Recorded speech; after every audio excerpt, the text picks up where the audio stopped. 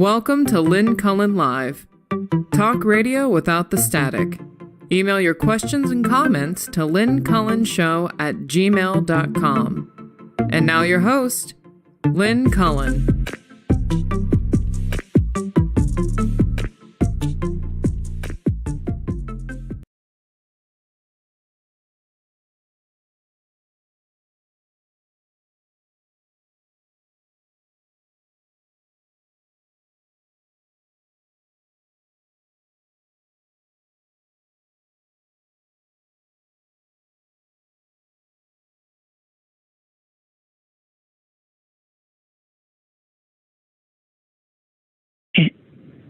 Hello. Am I on? Thank you. I'm so sorry. I screwed up. Is Susan there? I'm here. Where were you? Oh, my phone rang just as I was, I guess the show was about to start. And I saw that it was a guy I'd been desperately trying to get in touch with. I'm desperate. And he finally calls. So there were all these things, hold to accept, deny, this, that, and I panicked and pushed something. And I guess that knocked me off. So, but it never got me back to him. Anyway, I screwed everything up. Everything. I'm sorry. I don't understand how anything works. I give up. Hello, everybody. It's a Tuesday. Susan's here. It's July 26th.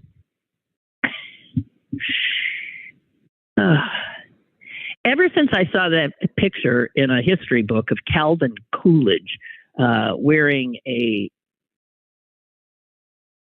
what was at the time called an Indian headdress, I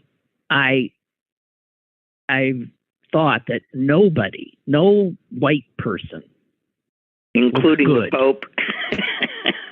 Yeah, because I'm looking at his picture. Well, the Pope, when the chief placed it upon the Pope's head, I thought the Pope was going to fall over. I mean, he rocked forward. Too. Yeah, it's heavy, I bet. But I mean, I don't think anyone other than a Native American can pull it off. I mean, literally, it's a gorgeous thing, imposing and impressive. Yes, but it requires a certain. I don't know. I'm weak to rest. Yeah. Whatever. It doesn't. And the other picture, I just want to say, a powerful picture of the Pope sitting in the wheelchair just surrounded by the graves of dead Native Americans killed by, in large part, the neglect and cruelty of the church. And I don't even know how the hell. I mean, an apology? Yeah, how do you even own something, that history? I mean, it's true of America as well. We did the same. And how do you own such a history of essentially genocide?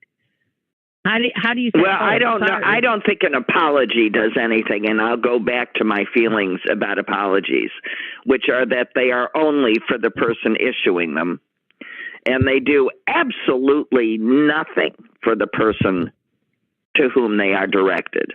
The only effect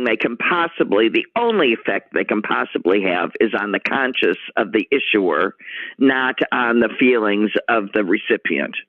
So I have a hard time with apologies, but I will say that there is something to say for acknowledging the horrors of the actions, because no apology does anything, but an acknowledgement that a wrong was committed allows people to step forward.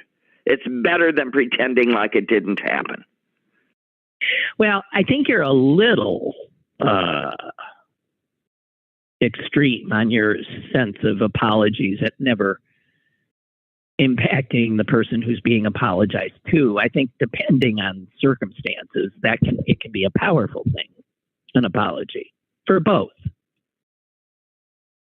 Okay. I mean, Okay. You don't feel that way, but I do. But I totally agree with everything else you say. On the other hand, call it what you want, acknowledgement, apology. It doesn't do a damn thing of any, substance. Nothing's changed. All those children are dead. The survivors are still tortured and traumatized. Yeah, right. And a people had to carefully reconstruct and save who they were because of our intent on wiping them out. Wiping out their culture, wiping out their keys. Just doing it over and over. Every time we see someone different. Of it. God, it's so vile. It's so... Well, it's the modus operandi of the church and always has been. To march in and save souls.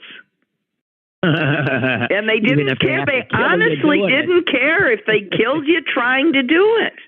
Yeah, I wonder if it ever occurred to them, wait a minute, we're trying to save these people, but we're willing to kill them in the...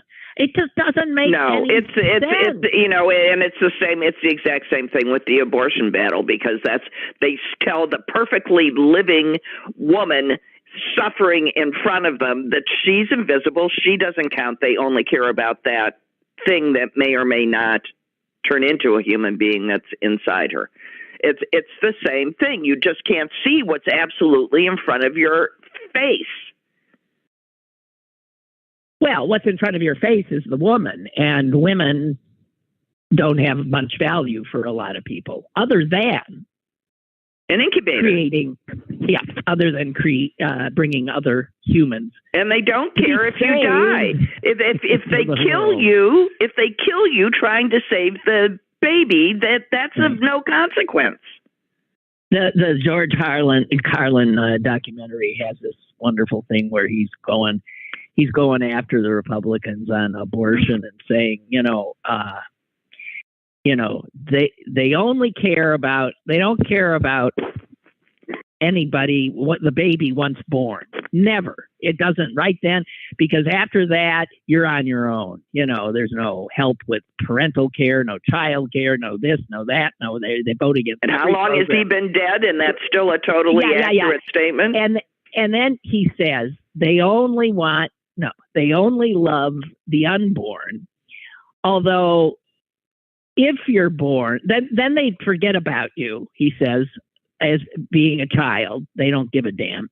But then they come knocking again when you're of draft age and they want you to go die in one of their wars. Yeah.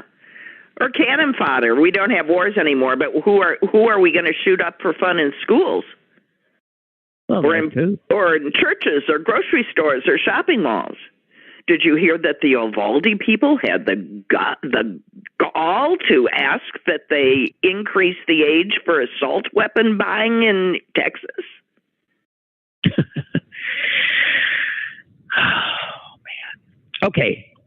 Let's just drop it down a little bit. Well, these things are all connected. That's all. Of course, everything's connected. And it's connected to the horror of humans.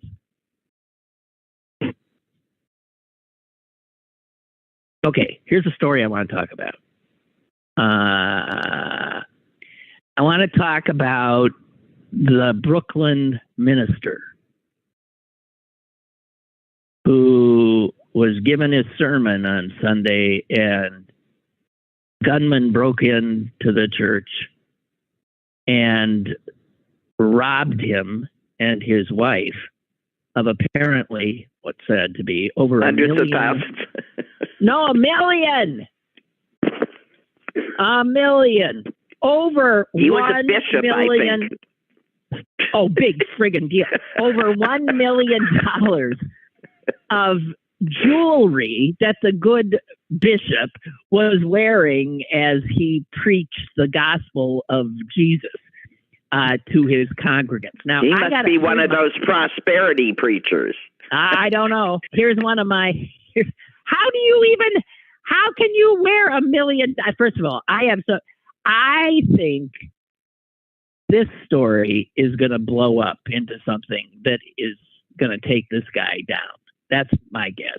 You think? Absurd. No, it is too absurd. First of all, this guy, from what I read here, is a guy who really, really craves attention. Attention in the clothing he wears, the jewelry he wears, the everything. So he's palsy-walsy with the New York mayor, and he makes a big deal of that. He says the mayor has practically adopted me. I'm like his, he is my mentor. I'm sure the mayor is thrilled about that.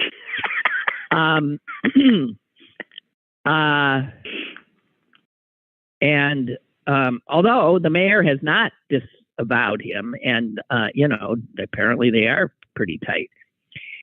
Then, when the mayor became the mayor and left his position as the borough president of Brooklyn, this guy, the bishop, ran for his dear adopted father's job, but he didn't get it.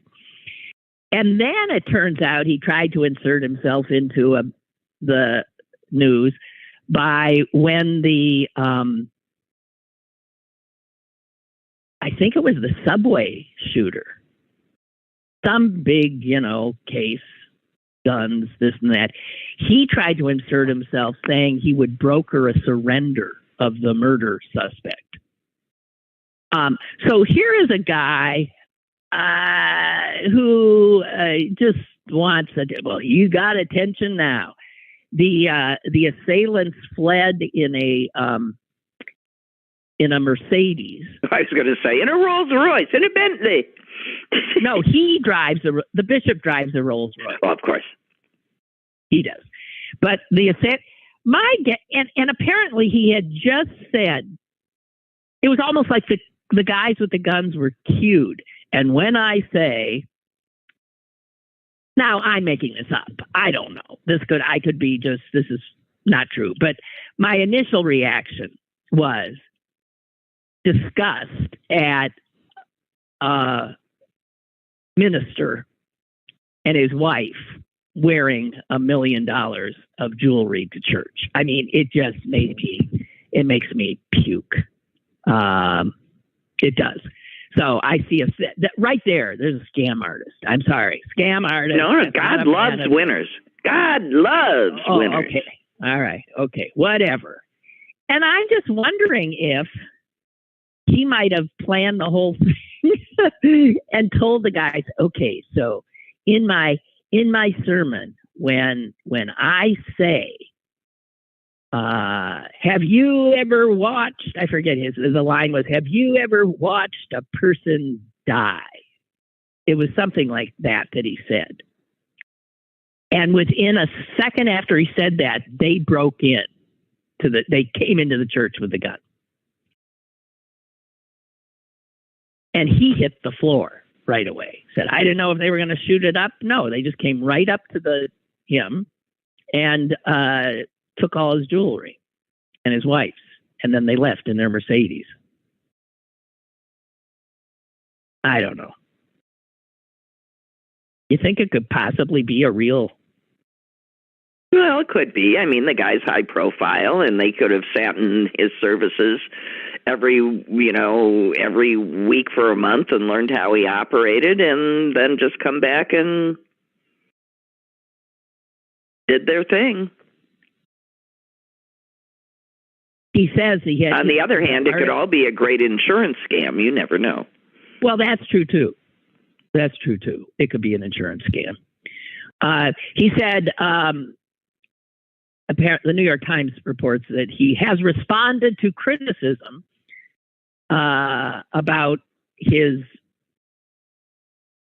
jewelry and his flashy lifestyle. And here's how he responded to that. I just want you to know what his defense is. It's about me purchasing what I want to purchase. It's my prerogative to purchase what I want to purchase, if I worked for it, well, there you go. What would Jesus say is what I would want to say to him. I think he would say it's harder for a rich man to get through into heaven than to get through the eye of a needle. Something. Isn't a camel getting through the eye of a needle? I have no idea. Is that what it is? Or what's that thing about a... I don't know either. I don't know anything anymore. Okay. But, he's just one in a long line of prosperity preachers. And for some reason, people believe that if they buy him jewelry, they'll get rich. I don't understand the theory myself. No. Do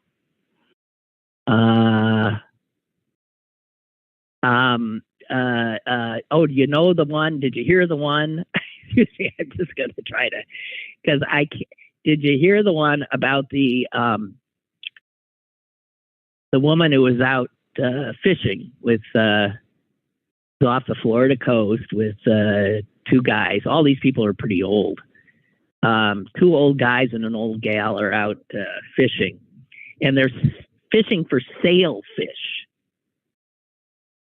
which, if you can conjure them up in your mind, are these sort of amazing creatures with that big plated, looks like a big sail coming out of the top of their bodies. They're big, as it can weigh up to 200 pounds. And then they got these big, like a spiky beak mouth. I don't know what the part is. Anyway, one of the old guys hooked a sailfish. Right. And the sailfish, it says in the article, began to charge at the boat.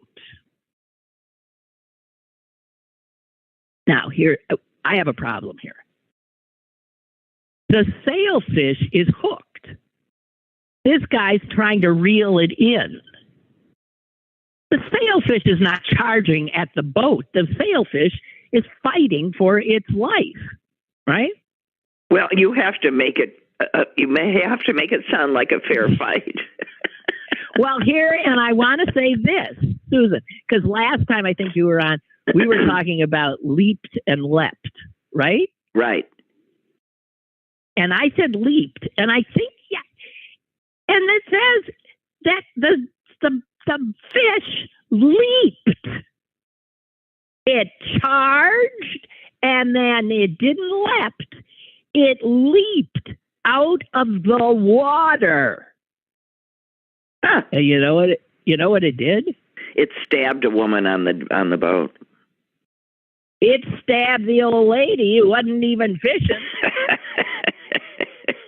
She was standing there minding her own business. It stuck that like knife-like thing, as it says here, in her groin. Ow. Now, that brings me to groin. I have always found that for some reason, that word has always struck me as funny. And around in football crazed places, the news would, before a big game, they go through all the players who, might. Right, and there's always someone with a groin injury. Well, here's what they say, and it cracks me up. So-and-so is out with a groin.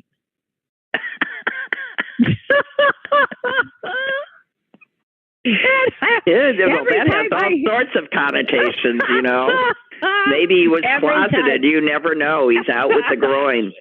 I don't know. I always picture a date of some sort. I don't know. That's what I mean. It sounds like a date. Yeah. So-and-so is out with a groin. And I always think when I hear that, well, I hope they have a good right. time. Are they bowling? So he's out with a groin. And then I remember once asking on the show, every time I hear about a groin, the groin seems to belong to a man. And I wondered if women have groins. And I also wonder what the fuck a groin is. It's not an actual body part, is it? It's sort of, to me, it's the space in between, it's an area. It's the area in your pelvis where your leg and your tendons attach. And a groin injury is usually a pulling of said tendon. Yeah, it would seem so. So it's more of it's a structural area, right? Yeah. It's not a groin. So women do have groins.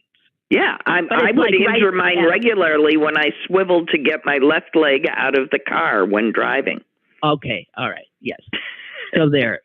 So you were trying to get out with a groin, and it wasn't working well. No, you should only, no, going out with the groin.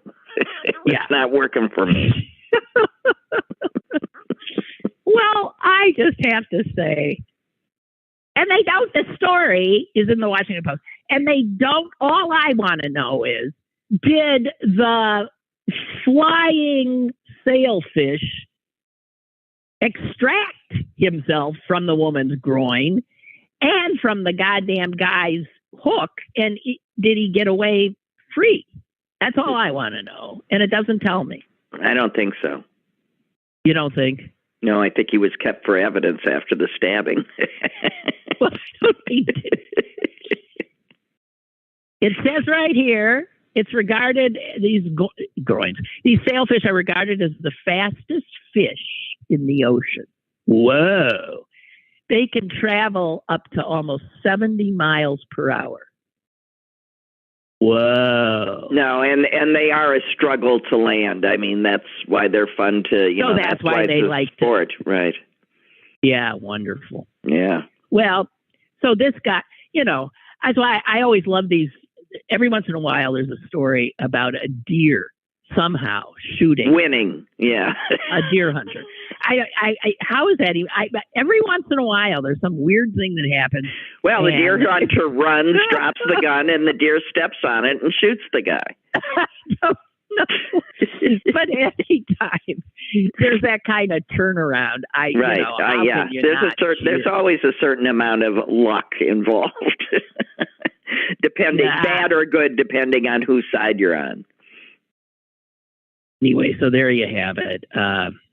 Anyway, and in the headline, a sailfish leaped out of the sea and stabbed a woman in the groin. And that was the same day that the whale upended a fishing boat in...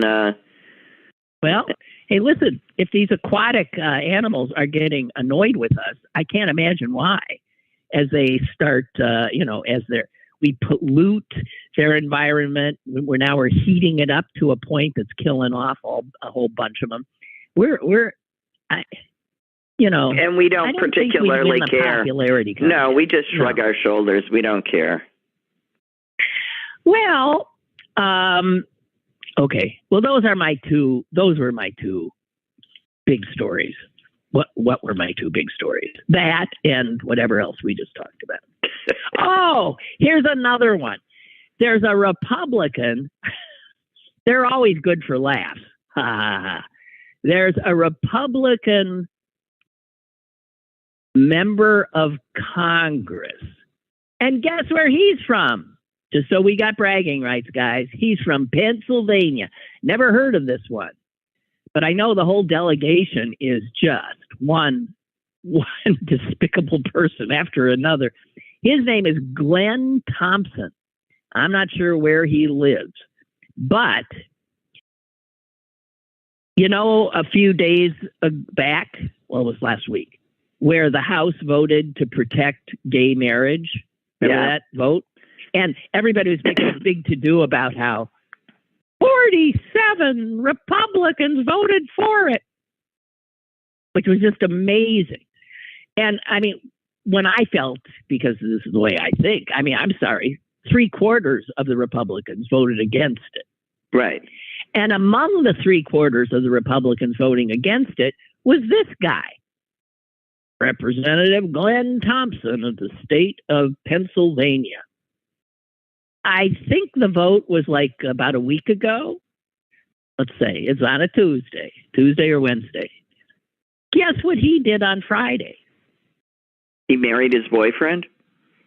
He attended his son's. Oh, wedding. he's the one whose son got married to his boyfriend. Yes. I'm sure his son was thrilled to have him there. Un-effing believable. So my question is, how come when they take away a woman's constitutional rights, the first thing that everybody does is preserve everybody else's? I mean, why wouldn't the first thing they did is give us back our effing rights? You know what I mean? Well, I'm very happy for gay marriage, but you know something? They still have the rights. They still have their rights, and I think that they should be banding together to get us back ours. It's ever thus. I mean, they're going to save everybody but us. Nah, Suze. I mean, you can do more than one. It doesn't matter anyway. This is all performance art. It is performance art. Believe me, I'm happy they did it. I'm just pointing out that they would rather preserve anybody's rights but women's. They can't figure out how to do it. Susan, don't sound shrill. Now you know we women have trouble getting supporters. Oh, and I'm an angry woman. I'm an angry woman. You're an angry woman and angry women. I am sorry. And I've been told in business meetings to watch my tone. Well, that's right.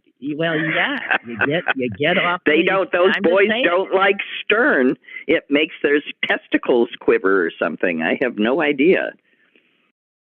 Anyway, Margaret has written. Margaret, what's with you?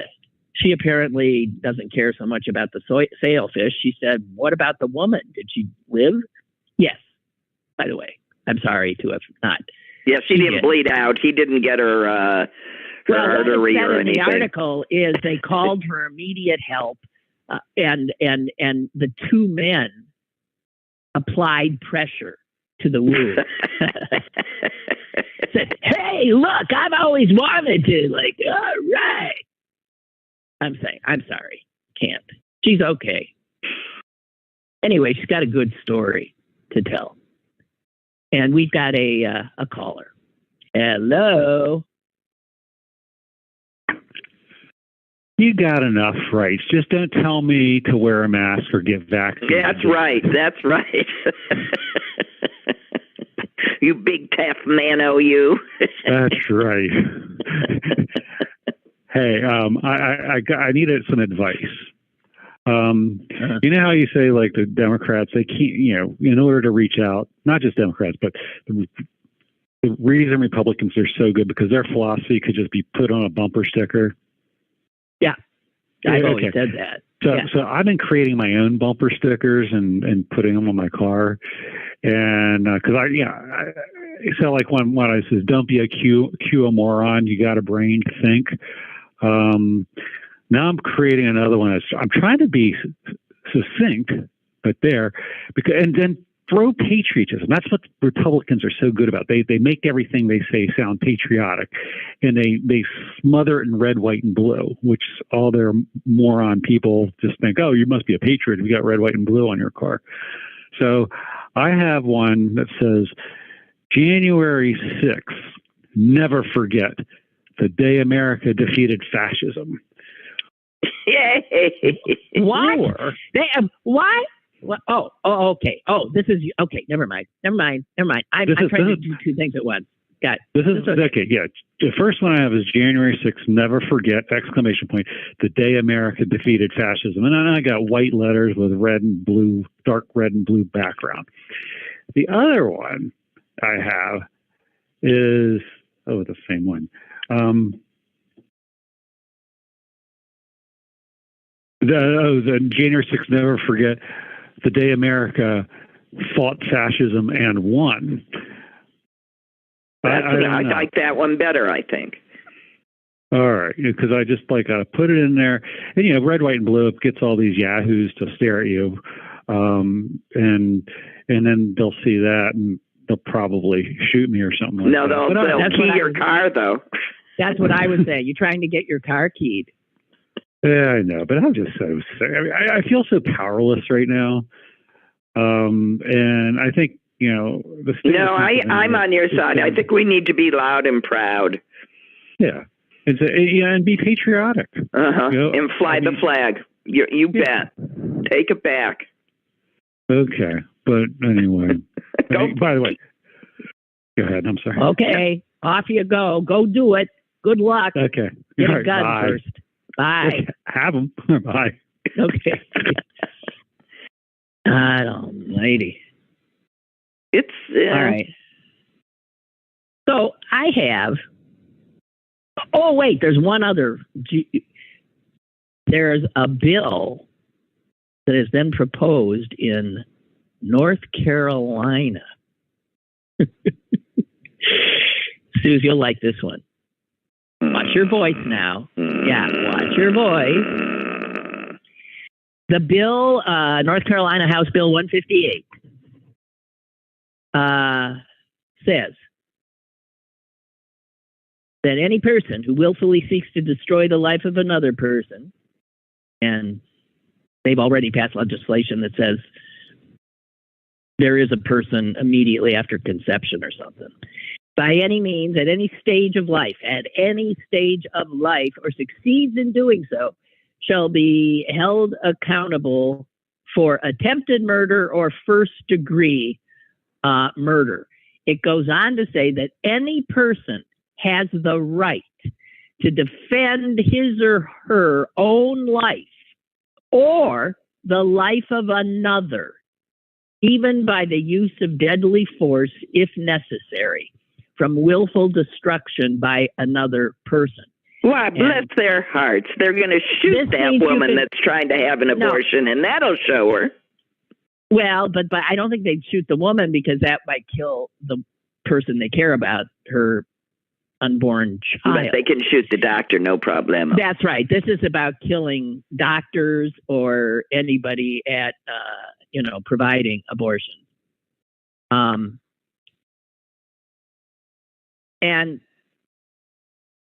I mean, he's totally the guy who put it in the hopper, the guy whose bill it is, Senator Jeff Jackson. He did say, under questioning, that, the bill makes it legal to kill a doctor or a nurse or anyone involved in the process of terminating a pregnancy.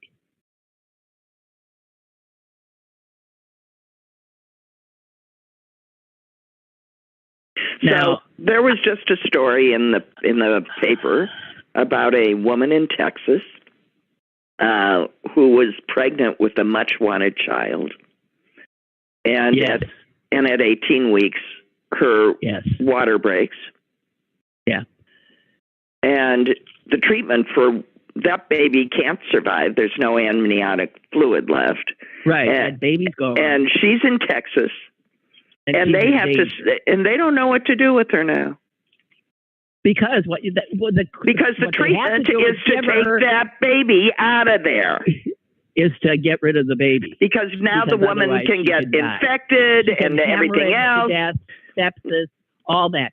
And now these women in these situations are, I don't know, lady. You just might have to die here on the table. We have to at least convene a committee meeting and determine while you're dying, whether we can risk our own careers by saving your life. And by the way, I'm a doctor, but it's me or you, honey. Okay, so here's another one about. Was my tone okay? It wasn't bad, Suze. I'd give it an 8+. Okay. Yeah, it was good. I'm going to quote a bioethicist at Harvard. We are putting physicians in a terrible position. I don't think signing up to be a physician should mean signing up to do jail time. Now, this guy is not talking about your specific case. He's talking about, I'll read another sentence of his. I don't think oncologists ever thought this day was coming for them. He's talking about how oncologists, doctors who deal with cancer, are going to be pulled into this because a pregnant woman who is diagnosed with cancer has always had big questions that she's got to deal with. It often does involve her life or the child's life, or risks if she chooses not to have treatment until the baby's born. But it's always been her choice as to whether to, and now she might be forbidden to make that choice. That's right. So if the life of the fetus is paramount, a pregnancy for a woman who gets a cancer diagnosis means that she may not be able to get effective treatment for her cancer. And also, as we're seeing, doctors and hospitals are really freaked by all of this. And they're being very sort of, well, I think we should, maybe we could, they're scared. So if a doctor can I just point out who the Republicans have now demonized and put in situations where it's impossible to do their jobs? Teachers and doctors. Doctors, I'm sure there's more to that list, but those are two that we're very aware of right now. And that we depend on. Librarians. Librarians. Our children, it's just amazing to me. Okay, there goes my tone again, but No, it was okay. But and this one had a story about a woman, and she was pregnant. She already had 2 children, but she was diagnosed with an aggressive form of breast cancer that they do know how to treat, but the treatment would probably kill her child, her fetus. And she ended up, well, you see, they talk about what she went through. And at one point it said, it goes through all the possibilities. If she did this, if she did that, if she had a mastectomy, surgery, this, that, and the other. And the oncologist kept saying, we got to start immediately. We got to do this chemo. That's what's got to happen first before mastectomy or anything. We got to shrink that thing. And she's trying to figure out if she can save this baby and save herself. And she said that she feared that if she tried to keep her pregnancy, she might sacrifice her own life and then, by dying, destroy the lives of the 2 children she already had at home, leaving them motherless.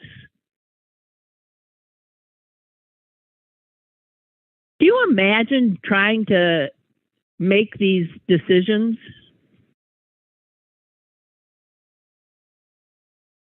And it says she decided to save herself. And it says here in the article, with enormous sadness, she made the decision she would have a medical abortion. She took the pills one morning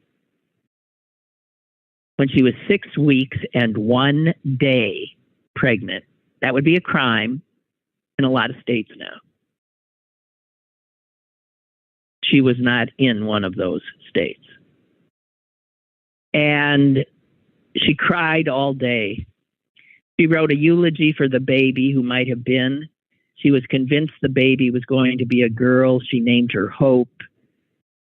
She saved the ultrasound of Hope's heartbeat. And then she was able to then turn to saving herself.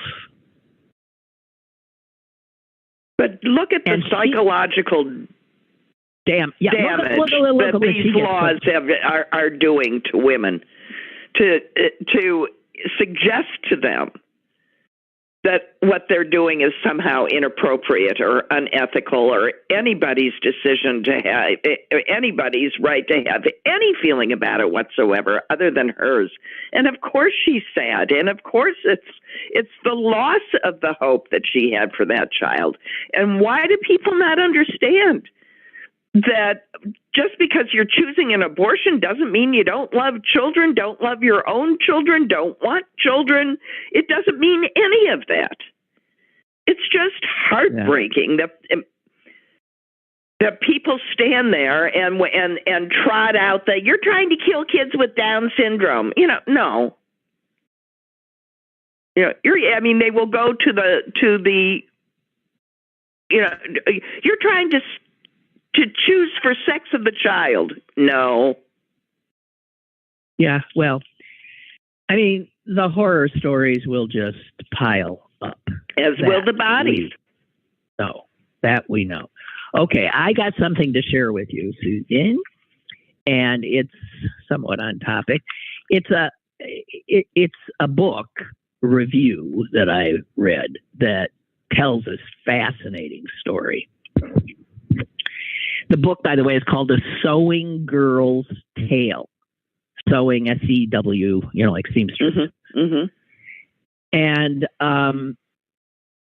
it is the story of a real event that happened September 5th, 1793 in Manhattan, Lower Manhattan, where a gentleman raped a 17-year-old seamstress.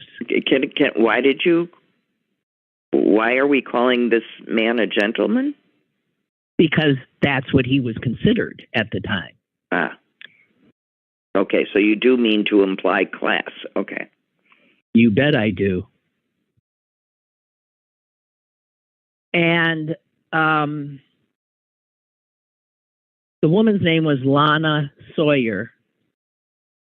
And she did something that next to nobody, no woman or girl would do at that time. She went to the cops and reported that she'd been raped. There had only been 2 prosecutions for sexual assault in the city of New York in the 10 years prior, after the British were sent packing in the young country. And she went. Now, the reason there's such a record of this case is at the time, this lawyer from England happened to be in the United States, and he became very interested in this case, and he took notes throughout it. And so the book relies on this apparently just extensive notes that this guy took about the argument and how it worked. Let me just tell you, the guy who raped her was a guy named Harry Bedloe. And he was charged, here's what the indictment said. He was charged for, quote, being moved and seduced by the instigation of the devil to feloniously ravish and carnally know. So they excuse him. Okay. Yeah, the devil made me do it. Right. He faced a jury of his peers, and this is where they point out, this is where the class thing comes in, Susan. His peers, not hers, because of course women could not serve on juries, and none of the men in her family or in her cohort could serve because they didn't meet the property requirements. Right. So in order to serve on a jury at this time in the United States, you had to be a propertied white man. The trial lasted 1 day. The gentleman on trial had 7 defense lawyers. The jury deliberated for all of 15 minutes and, of course, returned a verdict of not guilty. Now, here's where the story gets really interesting. Riots broke out. 600 people took to the streets. The poor seamstress tried to commit suicide. And was not successful, thank God. But here's what I want to get at. By the way, she ended up ultimately winning. And this is mind-blowing. What a fighter she was. So her stepfather, and for whom she worked as a seamstress, he then went to civil court. You know how even now, if you don't get what you need, right? If you can't get them criminally, you can sue them for a tort. Yeah. So what do you think the civil suit was? She couldn't bring one. She had no. There was no law. For failure to pay for the sexual pleasure. No. She worked for the stepfather for lost wages for her labor. Okay, yeah, okay. I knew it had something to do with that. Right? Yeah, right. So her stepfather goes into civil court and said that he had lost her labor because of this rape. And do you know the jury awarded him what at the time was just $4,500. And that had to come out. That was a ton of money. It was so much money, and it had to come out of the pocket of the gentleman rapist, that he ended up in debtor's prison.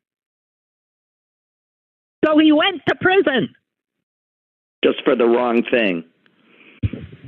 Yeah. And her stepfather became a man of property who could then serve on a jury because he bought his house and 6 others. Okay, but wait. You know who finally got him out of jail? Who?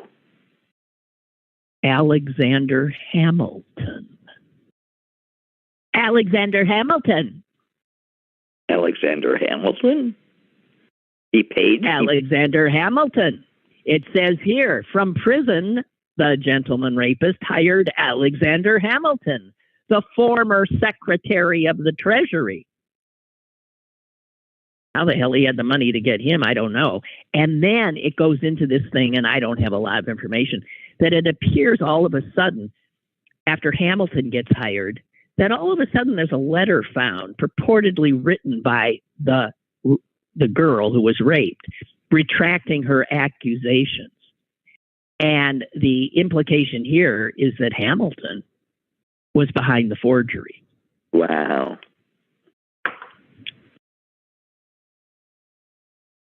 Oh. Okay. But here, Susan, I want to get back to how her trial, criminal trial. So when they find that, does the stepfather have to repay all the money that he got? No. I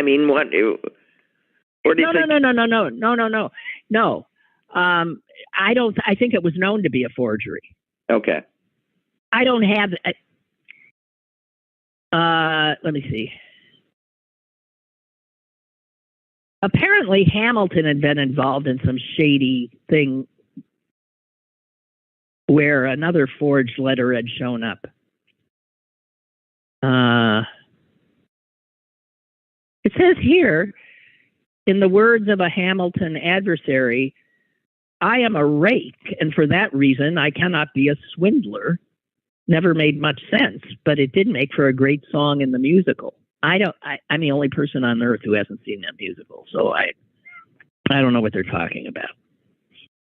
Anyway, let's leave Alexander Hamilton and go back to her criminal trial, because according to this English lawyer who was taking copious notes, this dream team of 6 attorneys that were arguing for the rapist kept quoting the same guy over and over again. And in fact, the judge, when he gave the jury their instructions quoted the same guy, Sir Matthew Hale.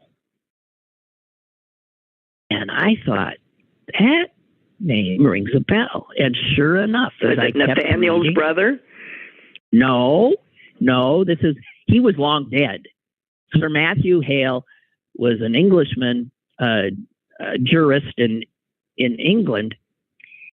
He's the guy that Alito in the Dobbs case referred to 8 times himself. He went back to the same guy to talk about the history of why abortion is like a crime. So this Hale guy had already been dead 100 years, and he comes up in denying this raped young girl her rights and justice. And here's what it says about this guy, because here he is in a whole other context. Alito, he based his whole friggin' decision on this guy, practically.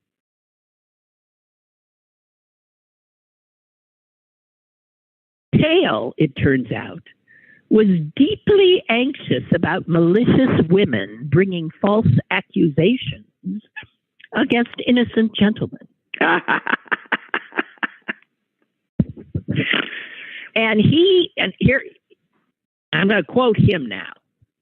And this is a guy Alito eviscerated Roe listening to. Hale said, the question is not simply whether a woman had been forced to have sex against her will, but also whether her reputation was good enough, whether she had resisted vigorously enough, whether she had cried out loudly enough, whether she had sustained sufficiently conspicuous physical injuries, and whether she had reported the crime soon enough. And it says here that every defense attorney funneled every question through that framework. And when it was the judge's turn to instruct the jury, he declared that everything Hale had suggested was just, and that the burden was on the woman. Yeah. This is why people who have a problem with critical race theory, if you don't think that there's such a thing as that, how about critical sex theory, critical feminist theory? If you don't think that laws and case law, it's embedded into centuries of thought and buried and hidden until you uncover that it's all about, women being evil, untrustworthy, frightening. Yeah. And I have to say this, that the person reviewing this book says this.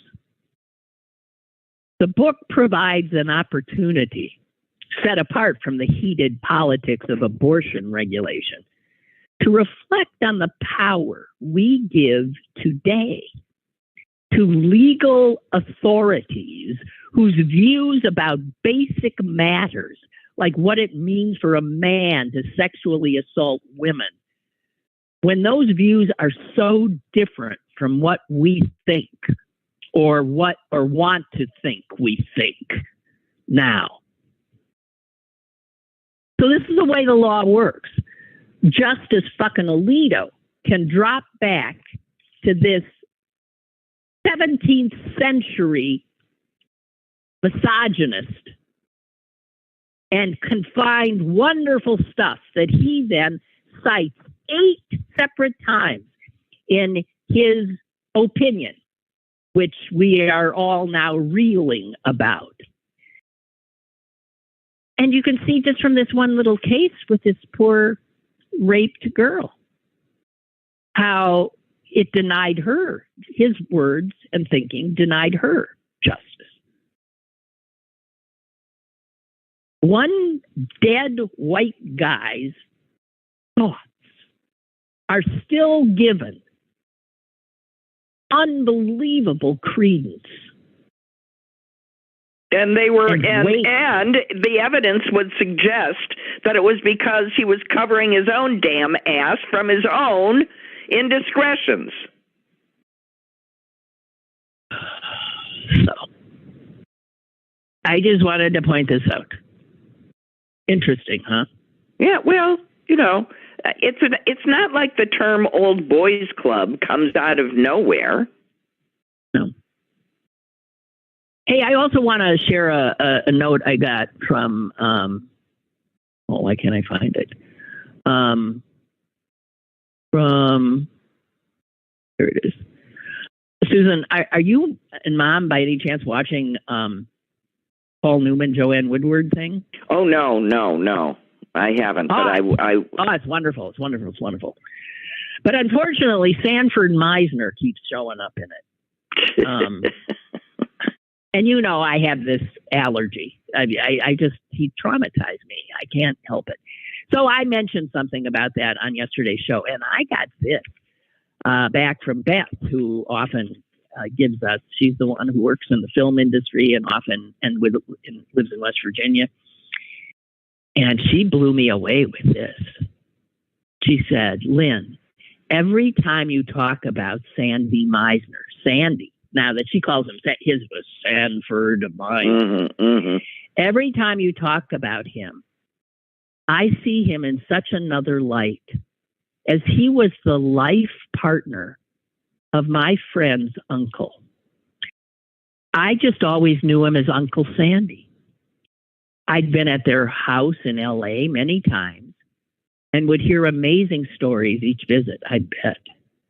Even now, long after his passing, how many actors reach out to his life partner just to stay in touch and feel a connection with Sandy?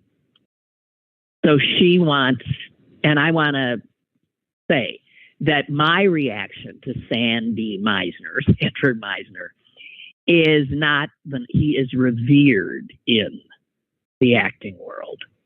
And Beth knew him, not as a teacher, but as,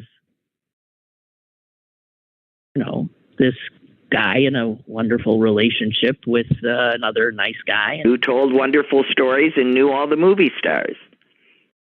Yeah, because he taught them. Yeah.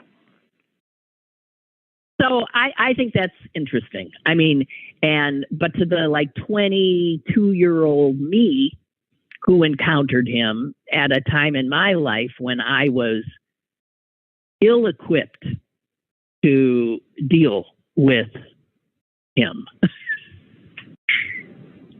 I don't know. So I just found that fascinating. That or just that human beings are layered.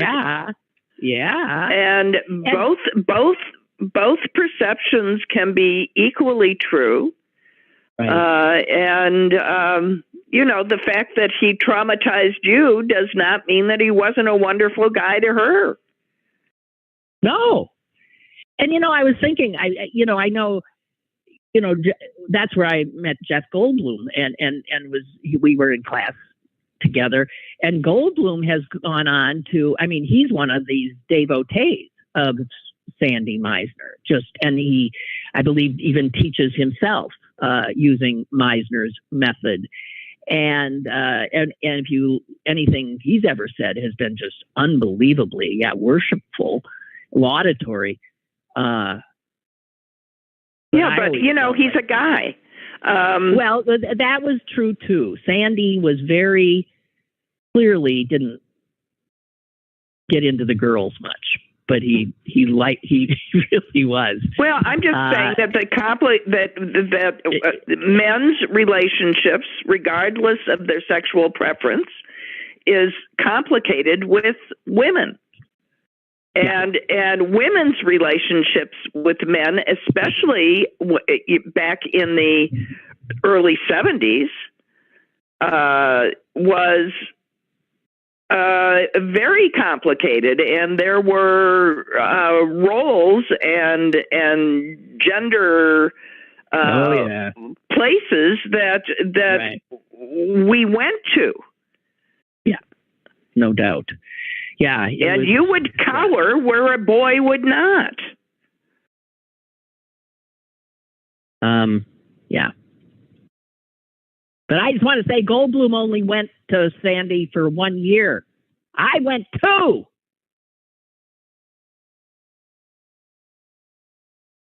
Did you have to repeat? No, it was quite an honor. I know. It was an honor because 60 kids were let into the first year, and it was whittled down to 20 for the second. And not that Goldblum would not have been in that second group. It just was that during the summer he got cast, got to carry a spear in some Joseph Papp Shakespeare in the Park in Central Park production, and then was off and running. So he just, went off. Yep. He took off. But you know how he got that part? Joseph Papp called, what's his name? His name is Morrison, who ran the place. And he said, "Hey, Paul," it was Paul Morrison. "Hey, Send me a spear." Yeah, he said, you got any like tall guys there to hold a spear? Can hold a spear? And yeah, Paul said, "Yeah, I got a real tall one, Jeff Goldblum. I'll give you his number." That was that. Well, that's the way things happen sometimes. That is the way things happen, and if you, and especially in the arts, if you are tall and can play heterosexual, you're going to work. Yeah. Well, okay. Hey, we're off. We're. Oh, I gotta go home. Bye. You gotta get in the car and get back to Chicago. I do. Okay. Well, safe travels, Sue. Thank you. Bye. Okay. Thank you. Bye. Okay, guys, and that's it. And I'm sorry for the crazed beginning where I screwed things up, and now I'm going to try to find that guy who called me. Anyway, thank you all for listening, and I'll be back tomorrow, as far as I know.